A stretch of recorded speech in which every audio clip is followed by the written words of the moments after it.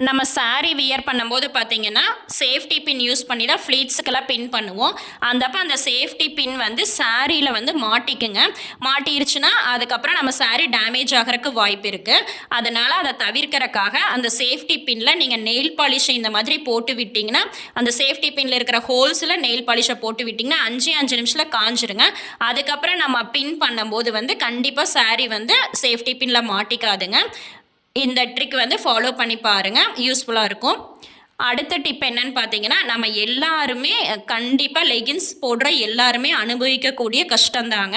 நம்ம குளிச்சுட்டு வந்தது ஈரக்கால்ல லெகின்ஸ் போடும்போது வரவே வராதுங்க. அதுக்காக இந்த மாதிரி ஏதாவது ஒரு பாலித்தீன் கவர நீங்க கால்ல போட்டுட்டு லெகின்ஸ போடும்போது ஈஸியா அது வந்து மேல வந்துருங்க. அந்த பாலித்தீன் கவர்ல வழுக்கிட்டு வரும்போது நம்மளுக்கு போடுறக்கு ரொம்ப ரொம்ப ஈஸியா இருக்குங்க. கழட்டும்போது கஷ்டமா இருந்தா இந்த பாலித்தீன் கவர் டிப்ப யூஸ் பண்ணி லெகின் போட்டு பாருங்க.